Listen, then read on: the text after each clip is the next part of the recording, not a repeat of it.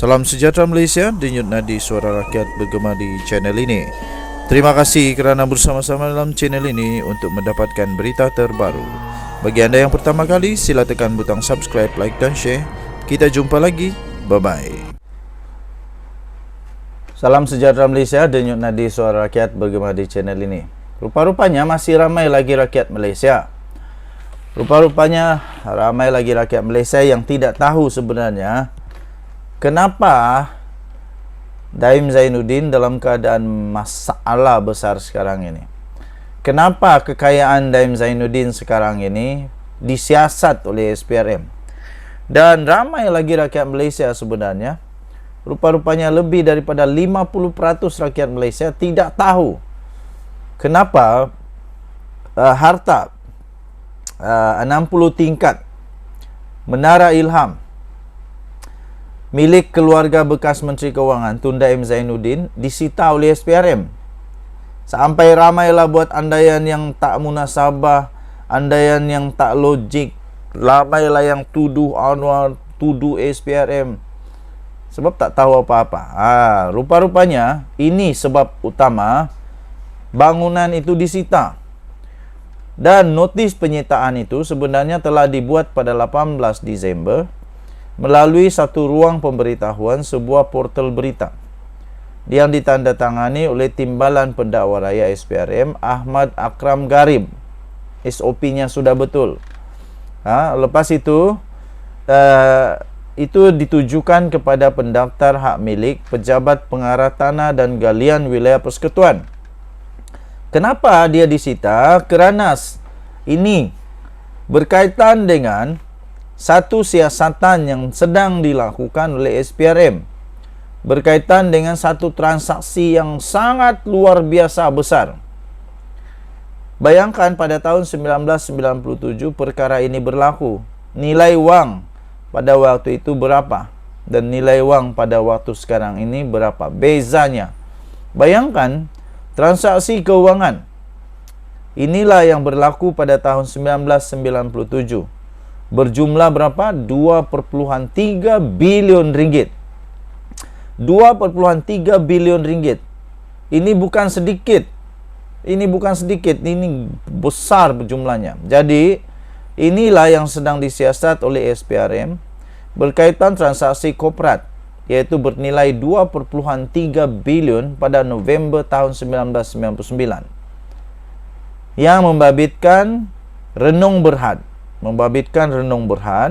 dan United Engineers Malaysia Berhad UEM. Ini merupakan dua entiti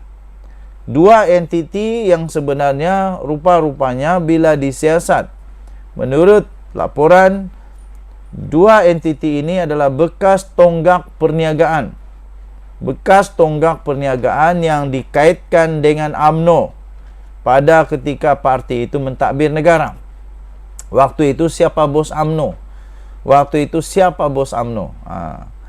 Siasatan itu kesinambungan daripada pendedahan.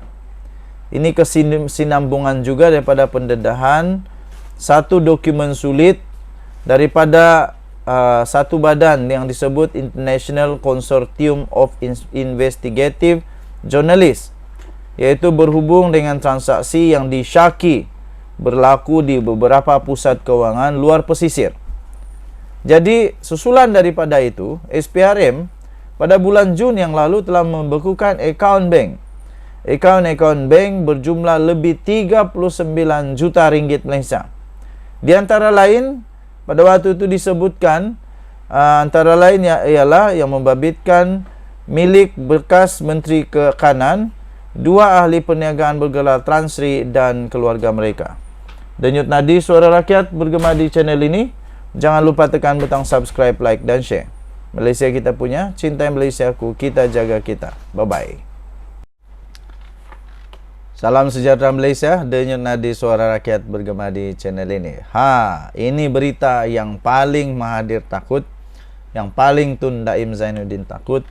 Dan saya bukan bermaksud mereka, Tun Mahathir kah, Tun Daim kah, jadi orang ini perasuah, sebab belum lagi ada dakwaan, belum lagi ada apa-apa perkara-perkara yang sudah dilakukan di mahkamah atau tindakan yang sudah dibuat. Tapi ini berita yang memang perlu untuk diperhatikan oleh seluruh rakyat Malaysia. Jangan hentam SPRM, jangan hentam Perdana Menteri kata macam-macam. Kerana ini ada seorang peguam kanan yang menerangkan perkara yang sebenar.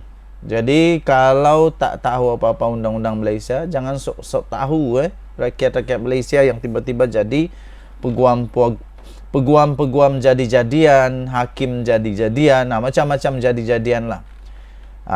Harta hanya akan disita jika ada kaitan dengan kesalahan yang disiasat.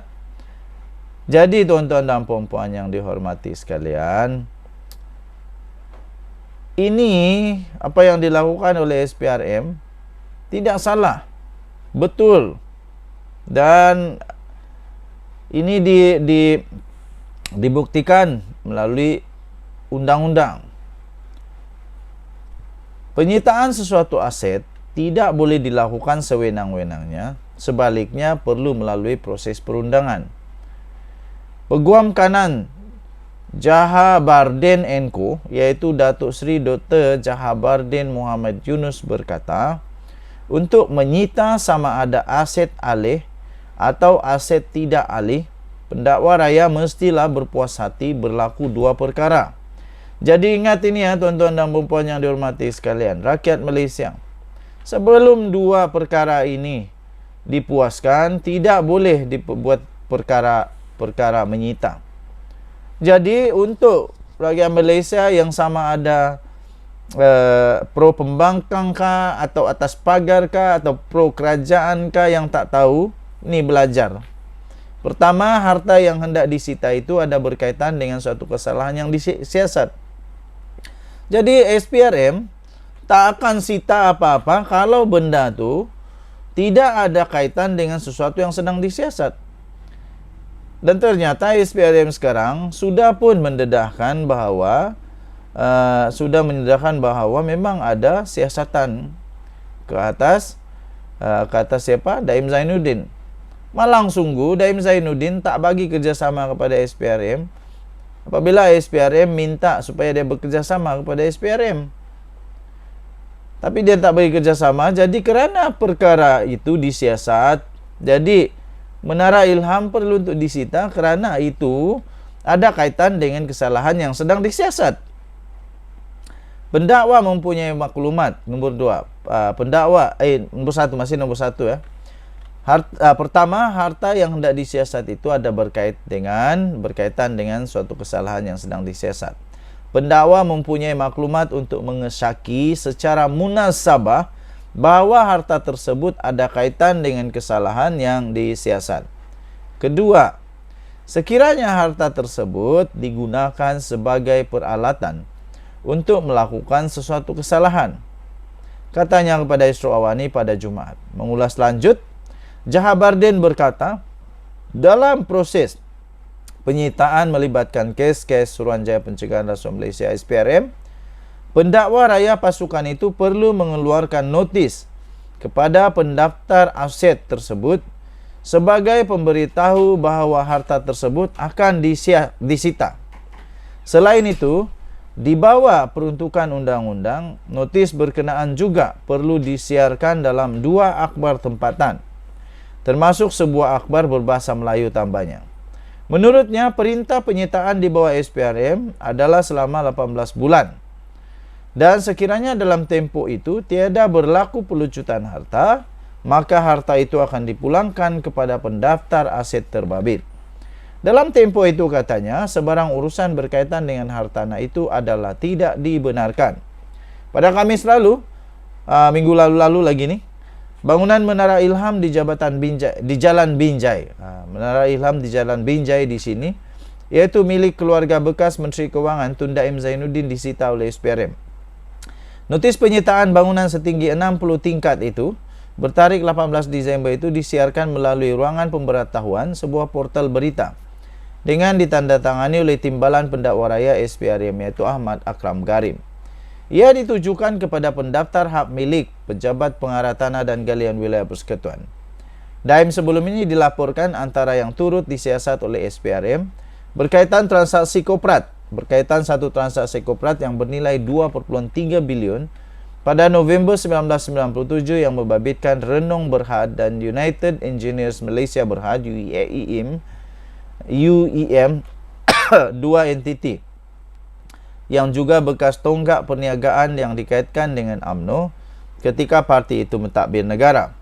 Siasatan itu kesinambungan daripada pendedahan dokumen sulit oleh International Consortium of Investigative Journalists berhubung transaksi yang disaki berlaku di beberapa pusat kawangan luar pesisir.